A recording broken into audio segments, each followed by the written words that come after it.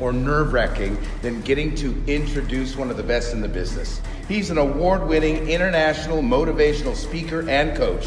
He's worked with celebrities like James Brown and Bruce Willis. And I'm Jack Canfield. And I'm Brian Tracy. And I'm John Gray. I'm Jared Robin. And I'm Perry Marshall. Hi, and I'm George Regan.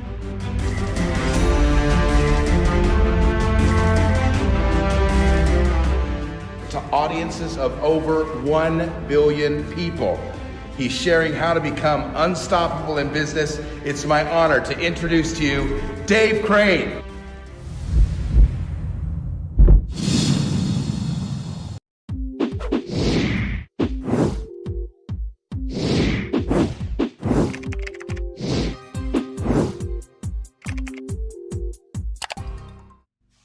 Hi, it's me, Dave Crane, and it's my birthday. Well, it's not my birthday. It's the anniversary of the show. It's this. Have a quick look. That's it. What I learned from my first 50 shows, and guess what it is today? It's 50 shows today. Yes, it is. Very excited. Glad to have you with me, and wherever you are from the world, please say hi. Say happy anniversary if you want to. That'd be even better. And we go out live to LinkedIn. We go to Facebook. We go to YouTube. We go to Instagram and Periscope as well. And we do... What else have we got? I've mentioned everything on that. That's what we do. Subscribe and connect, and it's always great to have you there. Did I miss out one on Facebook? No, I didn't. So, 50 days. Oh my goodness, 50 shows. Not consecutively, but most of it. And people have said to me, Dave, why would you do 50 shows almost in a row? Well, because my learning curve. Think about it. This show is all about teaching people to get up to speed, to jump and grow wings on the way down, to get in lockdown up to speed in a new business that will be able to look after their family, look after their future really effectively. Speaking for me is the best way to do it. When you enhance your communication and you grow a really big brand around what you do, you become an industry expert or an industry icon, and people want to do more work with you because they say that's the go-to person. I've talked about this at length before. And in the show, you remember when we first started talking about bringing in money? Remember all that? Yeah? And also my squeeze toy, this one. And I stopped, look, broken it. So that's why I leave it to one side, and it probably doesn't help that I slap it down like that as well. And then we had the show all about Chadwick Boseman. Remember that when he passed? The Black Panther, who was just a genius actor and a really all-round incredible, cool guy. And as a result of that, I bought this from Amazon. Cheers. Great coffee. And I also got this, my little tribute to Wakanda. That's where we all go to stay on holiday, and that's Black Panther in his vibranium lycra suit. I've got one of those. Doesn't look quite like that. I look a bit more buff, fat on it as well. So that's kind of where we are after 50 shows. Now today's show, I want to share with you a number of different things. The methodology of how I created a show, why I created a show, the backdrop, the background, and the future of the show. So with that, there's a lot to get through, so I'll be kind of talking quite quickly. But as always, I love your greetings. I love your thoughts. I love you to subscribe and connect and share this, start a watch party, get all your friends interested in it. And if you're struggling with your business and having a lot of problems with marketing, getting it out there because people just aren't arriving, this is a show for you. This show is created to be able to get you to think differently about yourself and realize that everything you need to be able to get yourself out there is in here.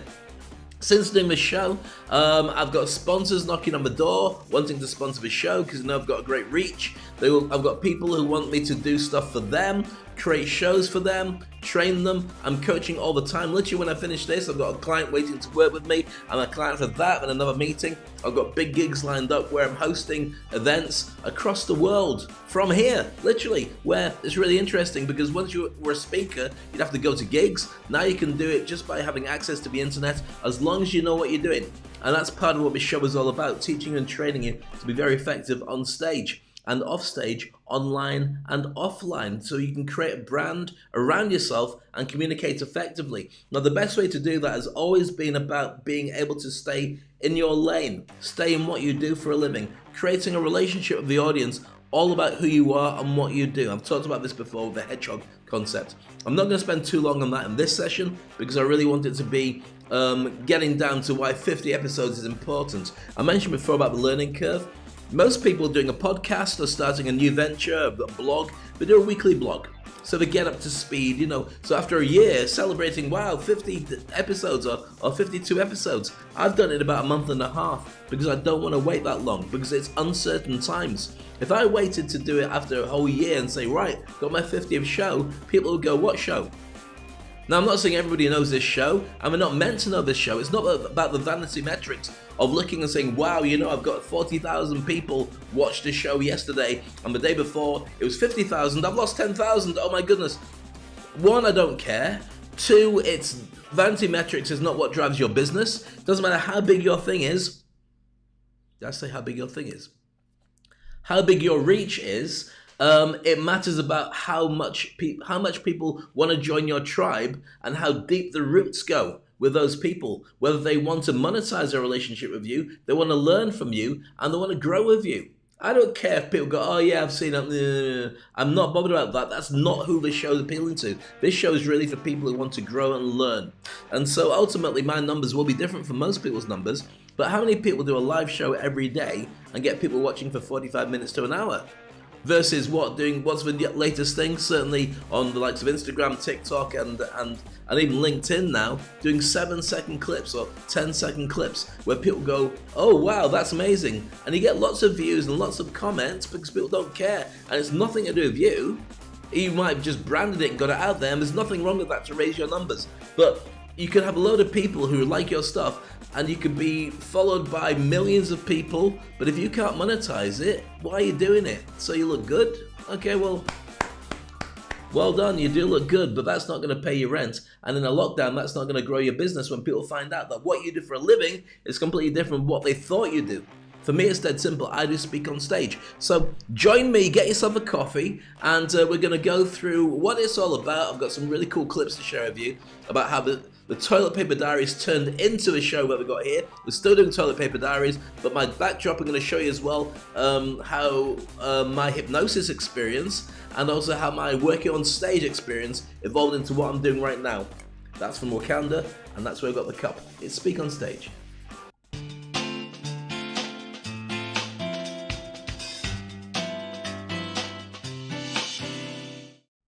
So welcome back. I love your thoughts and your comments, by the way. Really appreciate it. Say where you're from and say happy anniversary for the show, Dave, because it matters.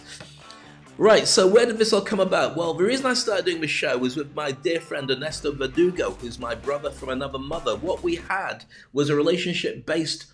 We've been friends for 20 years, but we train speakers around the world. We take them around the world to get their show reels done, and we train them to be great speakers. And we've done that for quite a few years. We speak internationally and speak in Dubai and speak in America and all these other things that we do. Speak in India recently as well.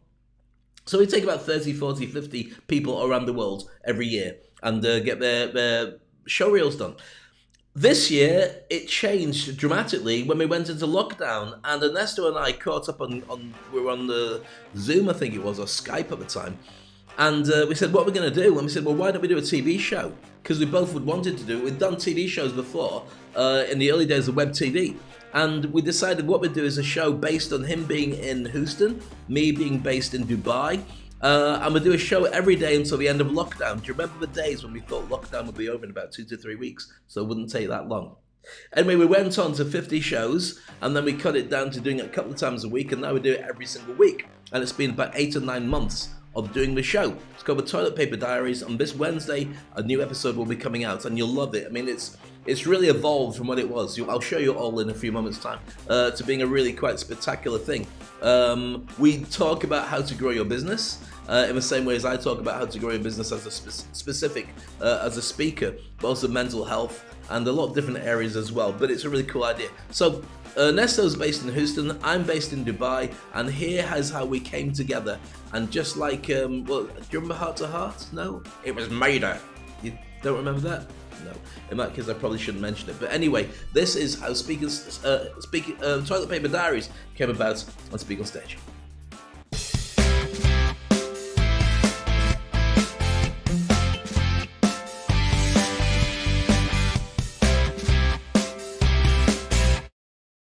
The Toilet Paper Diaries was created by Dave Crane and Ernesto Verdugo, two international keynote speakers who saw the world go into lockdown because of the coronavirus and realized that many people would be scared. Not just speakers or event organizers, but anybody who owned their own business and was wondering what they need to do next to make sure that they could look after their families and still earn money. For 50 days consecutively without missing a single show, Dave and Ernesto shared ideas and tips and tools and techniques. They had a lot of fun, had a lot of jokes, and brought in some of the biggest speakers from the industry to join in. Hey Dave, hey Ernesto. Hello Dave and Ernesto. This is Michael Dieterich coming to you live from the Netherlands. This is Ethna Trainer in Dubai. Thanks for inviting me back. I get to see my reflection. Hi Dave, hi Ernesto. John Briggs here with another brief bulletin for you. Hope you guys are staying well. And congratulations on 50 amazing episodes. Sharing great content from thought leaders, speakers, and authors around the globe. I appreciate the opportunity to be able to deliver this message to you today. This is exactly the kind of content people really need. And thank you both so much for the daily dose of positivity that you are sharing with the world. Congratulations for organizing this Celebration 50. What a fabulous accomplishment. What an incredible show. Thank you for adding value for all of us. Well done. Congratulations on 50 shows. That's impressive. Congratulations. You guys are doing fantastic work. And you do it in such a humorous way. Make sure you keep doing what you're doing. It's very important. Congratulations to your 50th episode. Kudos on the show. So proud of you. I've been a fan for a long time. Congratulations on the success of your show. What a great idea. Really nice to see you guys. Last time I seen you guys, it was 5 years ago in speaking in Dubai. I miss you guys. I remember all the great times we had working with businesses in the UAE and Bahrain. Just keep blessing people and keep sharing your gift. Stay safe, and I'll see you around the quad. Thank you all you've been doing. It's been great watching these reports from all over the world. And thank you both for all that you're doing. This is amazing stuff. Giving back during this tough time. You look fantastic. And now, and people are starting to come out of their homes. Now it's time to fast forward. Are you ready for the Toilet Paper Diaries, Season 2?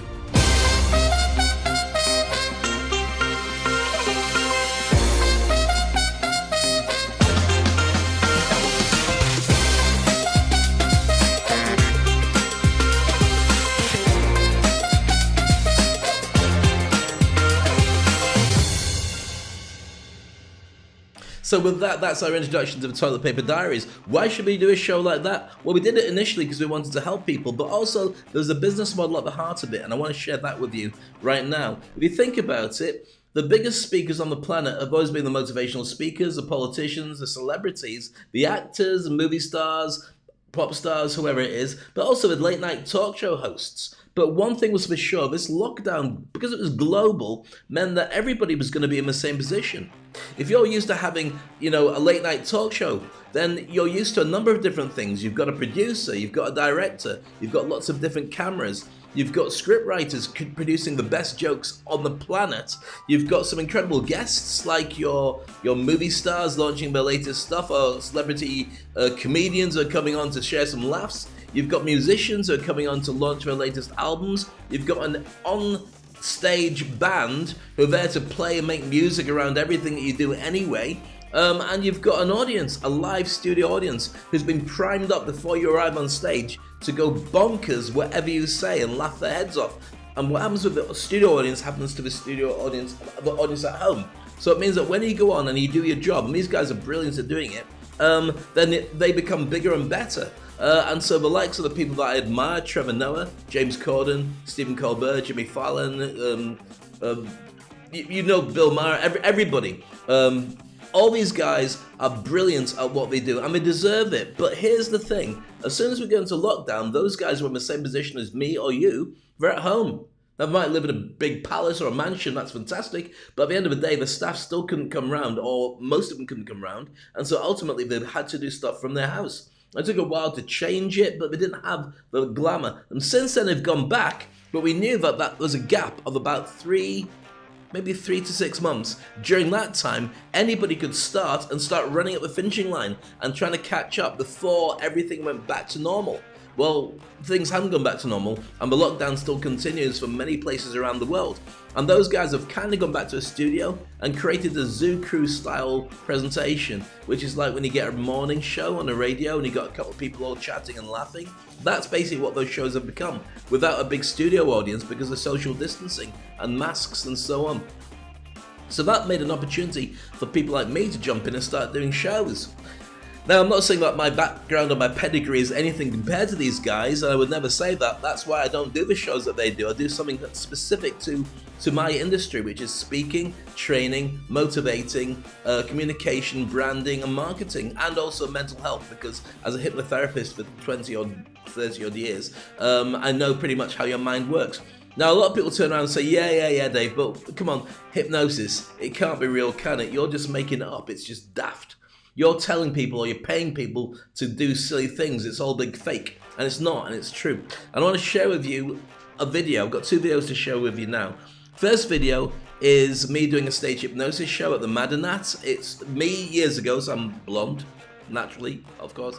But what happens is you load people. You get people into hypnosis, you load them with ideas, and then you have a trigger. And when the trigger happens and it gets released, then they do things. Now, this is what happens in all politics and all spiritual systems and music and everything. I know you're saying, well, what do you mean by that? Well, think about, right now, in America, Donald Trump, and I know he's not very well at the moment, and I do hope he gets better, but Donald Trump has taught his audience to chant stuff. Whether it's lock her up or build a wall, it's a hypnotic trigger. You tell people enough times and they feed it back to you. Whenever you start going, they feed it back to you. That's basically how hypnosis works. It's programming. And sometimes it's used to help people and sometimes it's not used to help people. You can make your own decision on what you think it is in that particular instance, but that's how we do a stage hypnosis show. All the people on stage are in a kind of hypno sleep. They're not sleeping, they're just like that, but listening to everything I say. I've been loaded with the ability to do things when I tell them to, which is really fascinating because then you can get them to do all sorts of crazy stuff like sing, dance, speak Martian, and so on. In this particular one, the person that you'll see is trained so that when he hears the sound of a dog barking, he goes looking for his lost dog. That's the routine. And we're in a theatre in Dubai, the Madinat Theatre, and you'll see how effective it is, and you'll see how it works. Now, I know what you're going to say, I know what you're going to think. You're going to go, oh yeah, Dave, they're acting, I'm just pretending. I promise you they're not, I wouldn't do it. And there's a very simple reason why. I got taught by my trainer, it was basically Jerry Valley taught me stage hypnosis in Vegas years ago, and Anthony Cools, who I still worship as the best stage hypnotist I've ever seen, taught me a lot as well.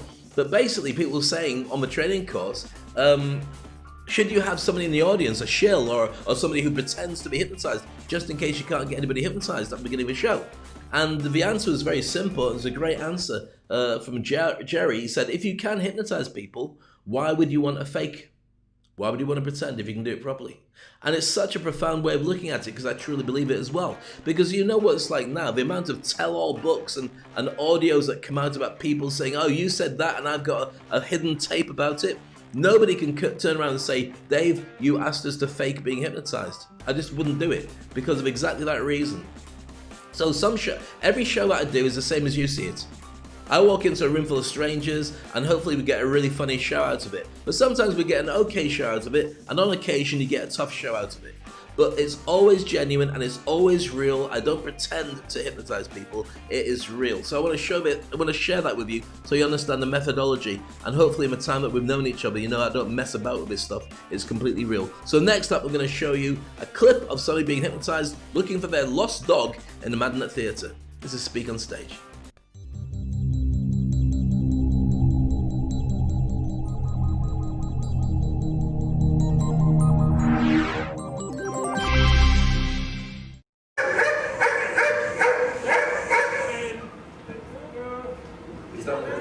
What's his name? What's your dog's name? Bend over. Right, stand there. You people just going to shout nice and loud. Keep looking. My girl there, somewhere. Keep looking. It's around there somewhere. Keep your hand. Has anyone seen the dog? Yeah, up there. Up there.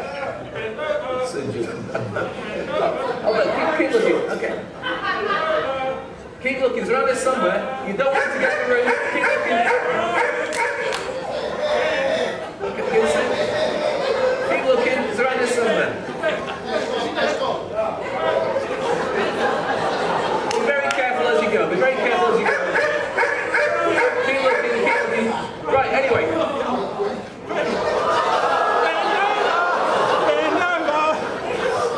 Went down. You'll have to walk up the aisle. It's very quick. Go down the side. Name or change. You keep. Any look. What's his name? Right. Okay. Where are you? Keep looking.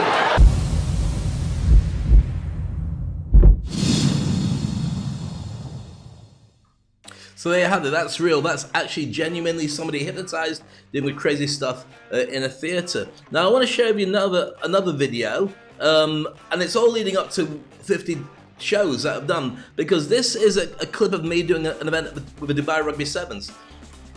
And it's with a live audience and going out in front of 45,000 people singing Bohemian Rhapsody. Now the reason I want to share this is for a couple of things, because it reminds you of the world that we used to be in and the world that we're leading towards. Now, when you see a clip like this, it looks like it's easy. It looks like it's just me basically working the audience and getting them to clap and sing and so on. But that doesn't happen in its own. It certainly doesn't happen with just me. It's a combination of many things. The cheerleaders who are there with Amber and Brooke getting more worked up over many years, because we did it for about 20 years together. The commentators, Kev Scorer, Damien Hopley, Josh Anderson, DJs like Jeff Price and Andy Mavis, and Tyler doing the netball as well. There's a whole lot of people there who made the atmosphere right. So when I went out to do my thing, it was relatively easy to do because the audience is primed. If I was to do it on my own, it would have been a much harder job. Now, I'm not saying this because I want to just go, I want to spread the love. I think it's important to say that. I think it's because I want you to see that what this show is, by sharing these ideas with you, is only the beginning of what it will be later on. Every day I twist and tweak and add new elements to it, things that you haven't seen before, things that make you go, oh, okay, and some things work, some things don't work. I always try and make you some more money, which is always there. And my squeeze toy has seen better years, as I mentioned. I broke it, can you see that? I broke it. So I leave it in this little resting place and don't get so worked up by it anymore. Even my chair, the chair that I have now, I got yesterday because the chair that I've had for about 8 months in lockdown, broke and I fell off it like that. Luckily not in the middle of a show, just in the middle of a very important meeting. And it's really hard to explain when your chair breaks in the middle of a meeting. Everyone thinks that you're sitting on like orange crates or something. You've not got proper chairs. It's a proper chair, but now I've got a really good chair that allows me to relax like that and put my feet up and then come back again. So it's good for the stomach, which goodness knows I need. So next up, let's look at the Rugby Sevens audience. And I want you to imagine now a world where you don't have to think about social distancing. You don't have to think about wearing a mask. You could sit and drink beer with each other, clink glasses together, drink out of each other's beer if you want to, and there are no repercussions. One day those days will come back, but I think the days that do come back will be bigger and better. I think you'll take what we're doing right now, what we did then, and you'll end up with, for the 45,000 people in that audience, you also, at home on TV, had about 1 billion watching. Now, this is a truth. So I had about 1 billion watching the Emirates Airlines Dubai Rugby Sevens, which is part of the IRB Sevens tour, and that means over 20 years I had about 20 billion people watching, give or take, which is really weird because there's only about 8 billion people on the planet. But anyway, here we are. I'm going to show it to you. Emirates Airlines Dubai Rugby Sevens. The audience is singing just to you on SpeakOnstage. Any minute now.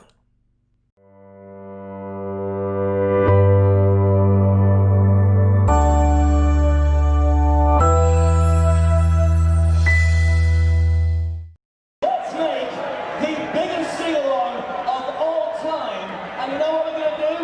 This.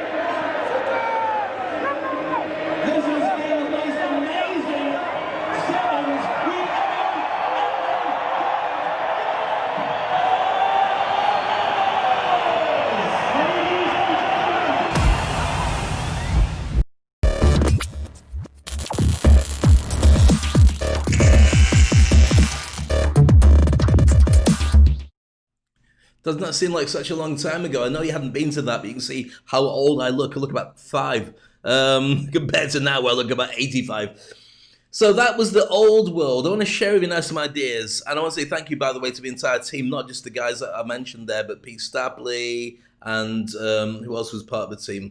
Everybody else who contributed to Dubai Rugby Sevens over the many years. Andy Pizer, Pete Martin, everybody. Okay, so let's look at what successful people do when they start to get their act together. And I want to share this with you because I looked at this list and I went, oh, I do most of them. In fact, I do all of them. So it must be a thing. So I want to share it with you because you need a mindset to be able to start creating something that's different, it's popular, and it works. So let's look at this.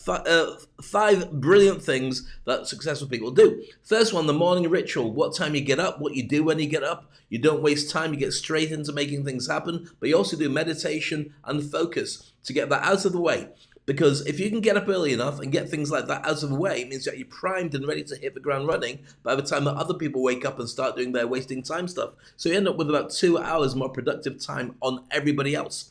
So my morning ritual, I get up about 5 o'clock, get ready. I wake up about an hour before my daughter. My wife likes to sleep in because she's horrible in the morning, but she's great when she wakes up for a morning coffee. And then I do my emails, and I realize I'm horribly grumpy. If I ever sleep in the afternoon, then when I wake up, I want to bite people. So I realize it's so important that I do that, and then I work my way through. So morning ritual is very important. Number 2, get the important stuff done first. Just move it like that. There we go, much better. Okay, close that. There we go, things popping up. Okay, important work first with no distractions. So I'm doing this show, getting this show done, and I make sure that everything I do, I'm completely dedicated. And it's difficult at home where you're a remote worker. I'm not working from home. I've always worked from home and from the office and from various places and various other people's offices. But that means that when I'm at home in my office, which is where I've been for like 8 months, I can really focus on it. And the family know not to come in unless it's lunch or dinner or coffee time, but also I make sure there's plenty of family time when I get a chance to take a break and catch up with them as well. But I make sure that there's no distractions during that time. All right, but at the same time, I can see my family all the time, which is great. I'm not traveling anywhere. Number 3, regroup when you slow down. As soon as you feel that you've had enough and you need to take a break, you do. That's why I just got this new chair, apart from when the old one collapsed. This chair, see it there, is one where I won't press the button now because I'll fall off it. It looks stupid, and I know you want me to do that. But the legs go up, like, you can't see that, and the thing goes back, and I don't want to get it wrong in case at some point I fall on the floor and hurt my elbow for the 3rd time in the last 2 days. Don't laugh, it's not funny. I love your thoughts and comments, by the way. Keep them coming. Thank you for saying hi, and thank you for saying happy anniversary for the 50th show. And I mentioned before, why 50? Why is it important to do 50 shows on my trot? Because most people do a podcast or whatever it is about once a week. So it would take a whole year to get to a learning curve that I've got in about a month and a half. And it will get on like that in the future. That noise is like my chair creaking back and saying, don't be careful, and you'll fall off if you don't.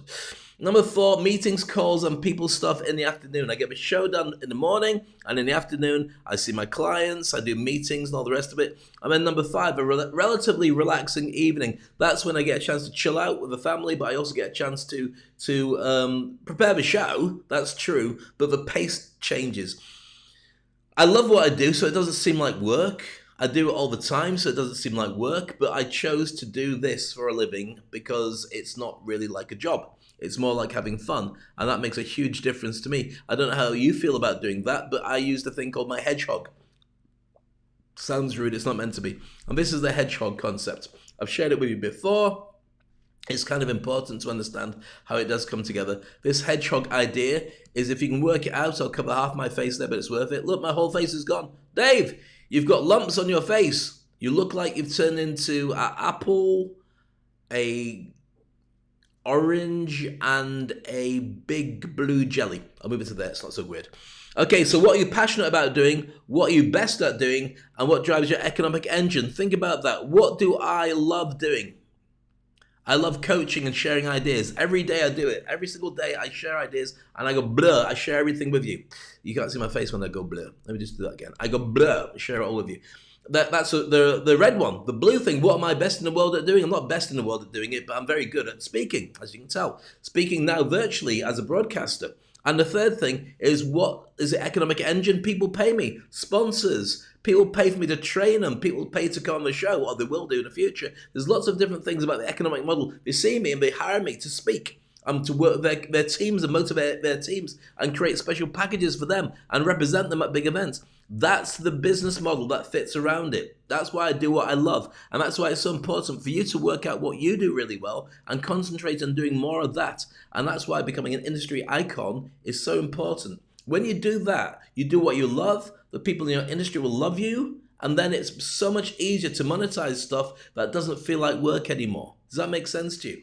Fantastic. Next up, we're going to look at the breakdown of what really happens when you do what you love and the things that I've learned that I can share with you so you could one day, maybe today, start your own podcast, your own TV show, your own blog, and grow your personal brand to a whole new level. Love your thoughts and comments, by the way. Keep them coming. It really makes me happy. And this is Speak on Stage.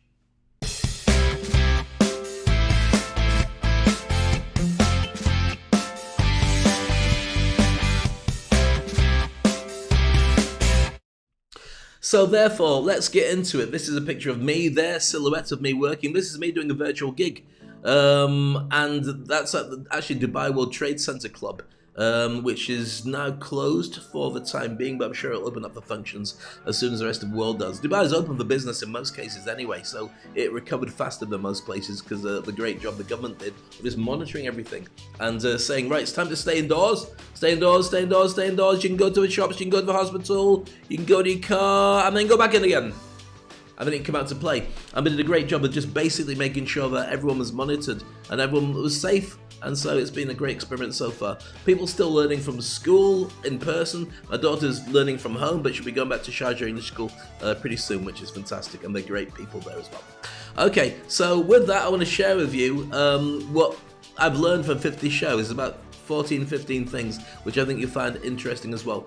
Stay in your lane, number one, and work your hedgehog and brand around that. I've already explained to you what my own personal hedgehog is. I speak, I train, and I train people to speak. That's the whole thing in together. Now, you might be a life coach, you might be you might make cakes, you might be a fitness expert, you could do a whole lot of different things, a plumber. The idea is that you stay within your lane. Doesn't mean that you don't grow your lane, but you stay within it so people know exactly who you are.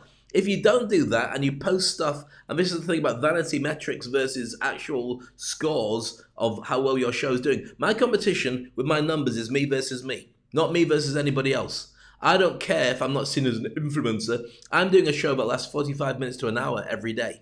So do I get huge numbers? Well, on average, I get about 1,000, maybe 2,000 on a good day from people all around the world. But for an hour, they're sitting there. It's not like a 7-second or 10-second piece that everybody likes and everybody comments on because it just flashes by. You've really got to want to watch this show to get the real value out of it. So I believe that this is important, not just because of a show, not just because of me, forget all that. But here's something to think about. We look at the growth of the influencer, of the industry influencer, or the forecaster, as I like to call them. Because what's going to happen in the next 2 years or so is all the people that used to be making TV shows and movies and talk shows and all the rest of it, they'll run out of material. Talk shows won't, forget them, take them out of the game, that's a different thing. That's what we're doing now. That's what I'm encouraging you to learn.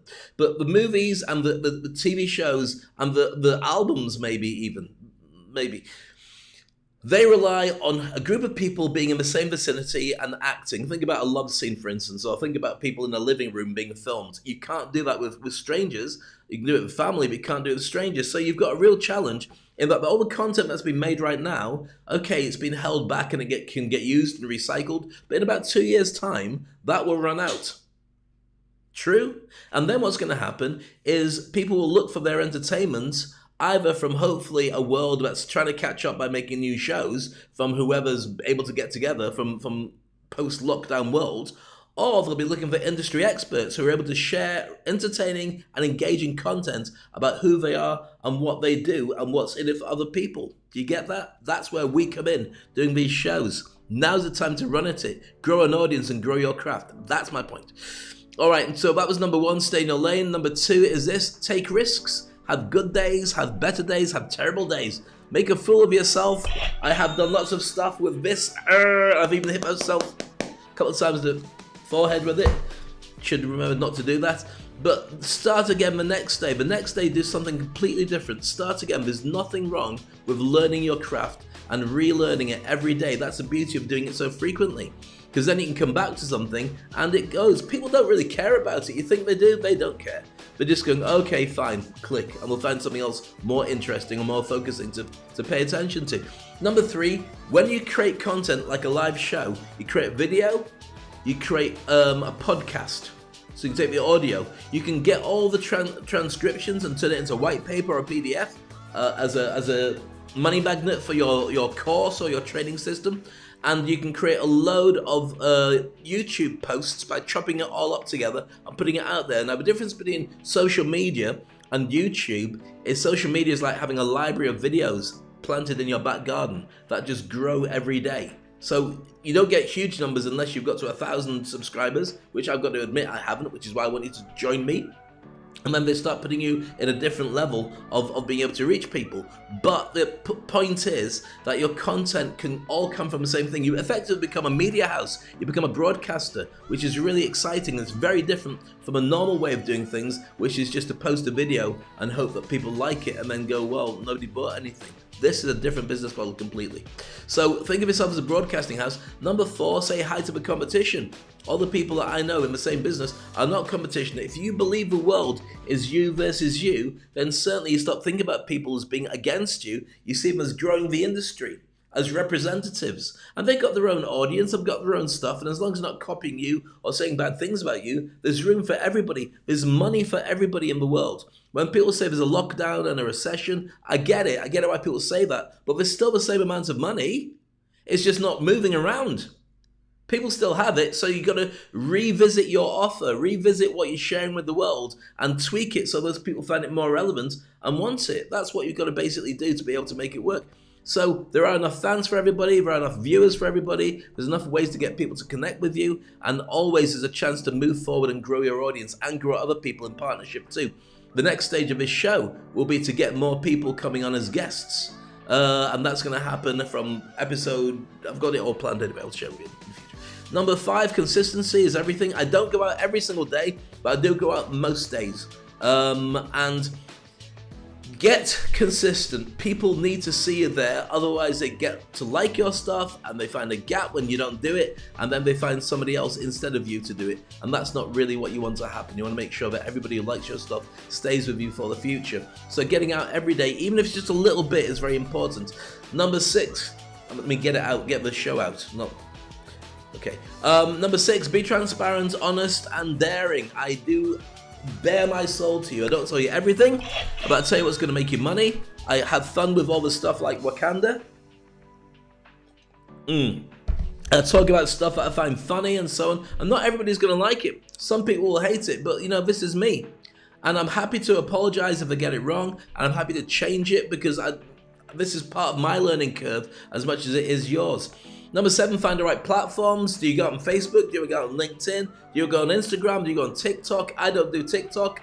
Not at this stage anyway. Maybe I will when I find a right way to market my content. But right now this is working for me on conventional Facebook and YouTube and LinkedIn, especially LinkedIn.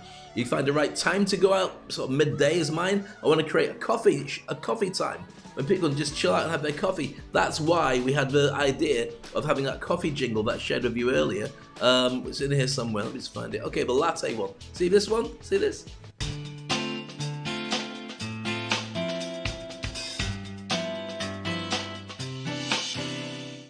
Because this show is prepared to be like having a cup of coffee with a friend. It was only meant to be 10 minutes, but then Blabbermouth decided to carry on talking much longer and overstayed his welcome. So find your audience, find your time, find the right way to broadcast, and keep tweaking it until it works. It might not work initially. You might find night time's better when people are at home, but everyone's at home now. I just find this time allows me to get it out of the way and concentrate on work afterwards. And even if it comes out later on in the day, I repeat it several times and start new watch parties so people can see it wherever time of day they are there. Stay humble. Nobody cares who you are. You are a guest in their house. Never forget that. I mean, hopefully I haven't been throwing ego at you ever. And those who know me hopefully say he's a nice guy. That means I get more referrals because I don't go around saying, look at me, because I don't really think anyone cares. And nobody does care about me. They like me, they might watch me, but it's only what I can do for them. And when you're broadcasting and doing something like this, whether you're doing TV or radio, your audience is usually at home or in the car paying attention, and you are invited into their place. They can kick you out. If they find that you're not looking after them or you're abusing their trust or their time, they will get rid of you within one click. So you really have to be gracious and grateful to have their attention and really be pleased and thank them for, like I'm thanking you on a regular basis by doing the show and honoring the stuff you share with me by coming up with new content all the time.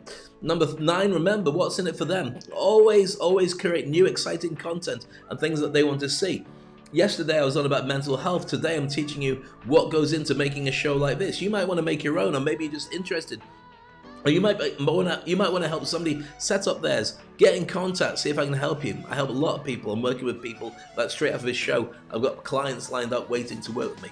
All right, number 10, work towards a conclusion, call to action, or follow up. I talk about my Industry Icon program. That's my coaching program, but also I speak around the world virtually and properly. Not so much properly now, but that's because of the challenge of coronavirus and people not going into auditoriums, but certainly hosting events, training people, coaching, and speaking at events. All this I can do in a new virtual world, and it's very exciting. Number 11, welcome the world by name if you can do. I try and name check as many people as possible, as you've already experienced in this session. Why? Because everyone deserves a chance to be name checked. It doesn't cost anything. And as long as you're not necessarily doing meals for mentions and saying, oh, and by the way, I really like drinking from these guys because this drink it's not bad actually, Lucknow. I really enjoy drinking Lucknow. If you want to send me some more. Lucknow. Well, you see what it's like when somebody does that. Exactly, there you go. So, welcome the world and all the people by name because people appreciate it. If they know that you're going to say hi, then they're going to say thank you for saying that and they're going to come back again. Nobody cares about the show as much as you do. This is true. If I disappeared tomorrow, people might say, oh, do you remember that show? But more than likely, they're just going to not say anything and that's it. I'll disappear off the radar. And that's the way it is. It's sad, but that's in a world full of multimedia and so many shiny objects to look at. You are only there as good as long as people are interested in it, so make it interesting. Tweak and improve every single day. I come up with new stuff every single day, so hopefully keep you interested and keep me interested. If I got bored with the show, I'd certainly stop doing it. I wouldn't want to be caught in... I mean, that's one of the reasons I stopped doing radio and I stopped doing TV. I got bored of radio, got bored of being... bored of being famous, but I did. I got bored of just being... of reading out adverts and talking about the latest supermarket sales. And it just didn't interest me. After a while, I kind of grew out of it. And people say, well, how could you do that? What a great job. It can become shallow. Trust me, it doesn't take much for you to change what you're doing and do something that really is important. As soon as I worked out what my hedgehog was, what I'm great at doing, what I love doing, and what people pay for, that was the thing. Radio helped to get me there. And certainly radio, this is like a live radio show. It's like a breakfast show or a mid-morning show for you. And for me as well. And so with that, I'm kind of doing the same thing, but doing it on my own terms. And certainly nobody, look at this face. Look at this face. Nobody's going to hire this to be the face of their radio station, or well, face of a radio station maybe. But for their TV station, there's no way that CNN or any of these guys would turn around and say, Dave, can you anchor our show? No. But I don't need to because I'm doing it for me on my own terms. So I can be my own boss and do my own thing. So that's much better. But I did work for the BBC for a number of years just to prove it can be done. So ignore vanity metrics. It doesn't matter what people are getting. It only matters what you're getting. And only loosely look at that because you can get good days and bad days. You can get so much. Get your analytics done, but be kind to yourself. Don't batter yourself and say, oh my goodness, nobody loves you anymore. Next day they might have a less interesting day and they might come back to you, or maybe I had a day off you. And just it doesn't matter. Keep being consistent and you'll become a thing on their radar. People right now are stuck at home, so if you're doing really good content online, they love you for it. Number 15, reinvent TV. Get stuck in, start a revolution, do what I'm doing. If you want to know how to do it, I will share it with you next. But meanwhile, just go out there, jump and grow wings on the way down. One day we'll all be gone. Forget coronavirus. One day we all pass on to the next level, if there is a next level. And between now and then, your job, in my opinion, is to get as much out of life as you possibly can. One of the biggest fears I have is going to my deathbed and thinking, wow, I could have done better. With the time I had, I really didn't make enough effort. I could have done better. That's what keeps me up at night. Luckily, I don't, because I work really hard, doing the stuff that I love, so I never get bored, and I always get excited. And I think that's kind of important, and I think you probably agree as well. So from now on, every single day, push yourself a little bit harder. And so these are the things I wanted to share with you. If you want to take a screenshot of this, then I'll move my head to one side like that. There you go. And you see I've got no love bites on my neck because I'm not 15. Okay. So there we go. And next up, we're going to be sharing with you how you can change what you do to be a lot more effective with audiences all around the world, to get perceived and seen as an industry expert, and have lots of people want to do incredible business with you just by doing what you do. Interested in that? Well, you should be. We'll talk about becoming an industry icon next.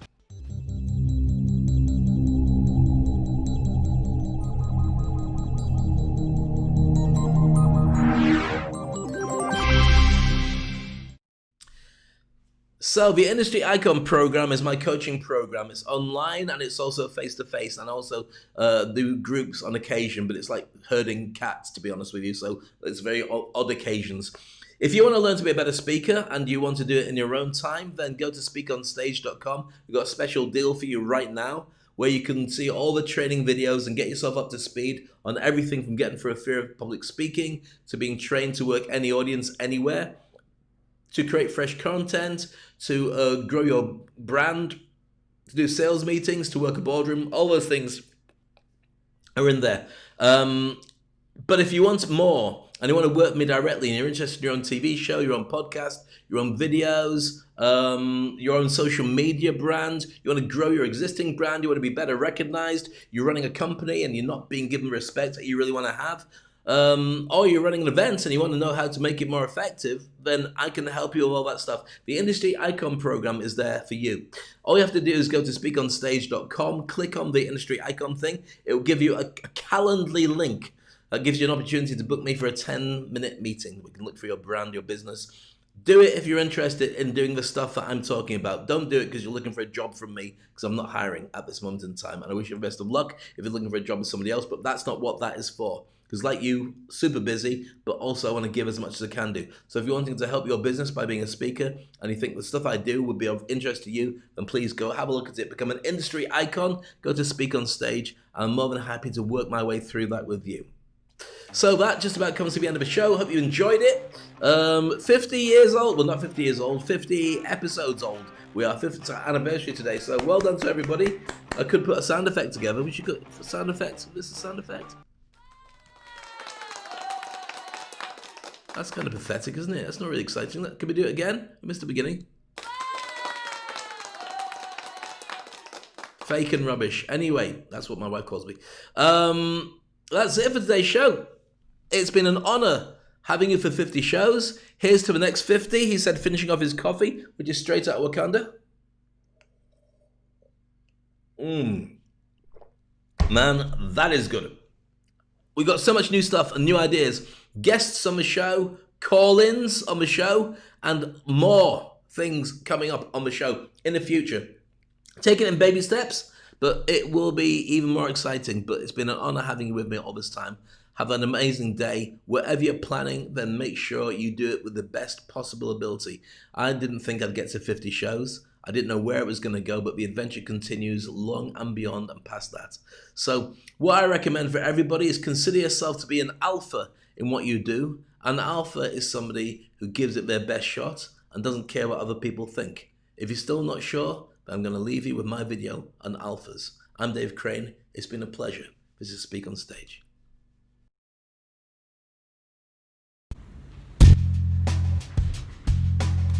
Let me talk to you about alphas. Alphas are the way that things are going to be in the future. If you're not an alpha, then you're not anybody in a world where people need to see your brand. So what's an alpha? Every single industry, every single walk of life, every single part of the animal kingdom knows that the alphas are the leaders that make things happen. When you go into a boardroom full of people and you're wondering how you fit in, if you're an alpha, it won't matter because you're in charge. So how do you create a brand? How do you position yourself in a world where being an alpha makes a difference?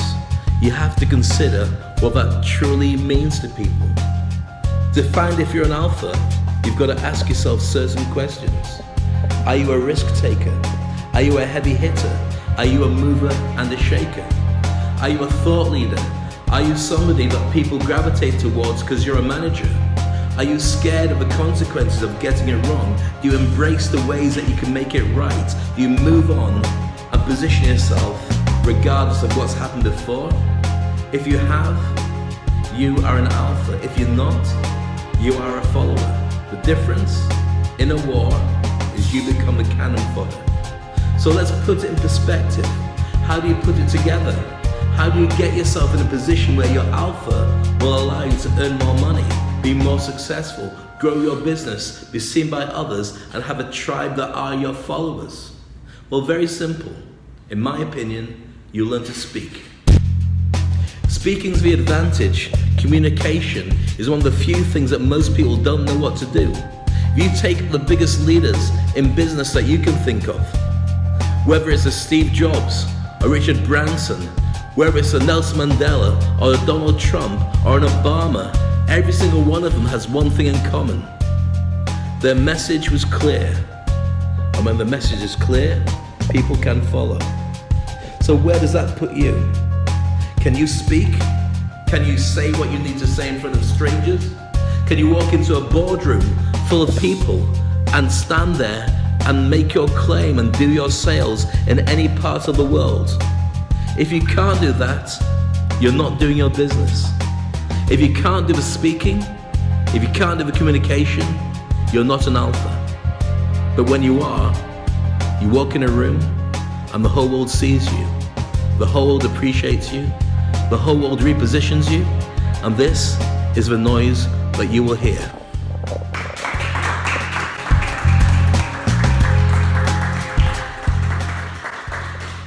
Learn to speak, and you become an alpha too.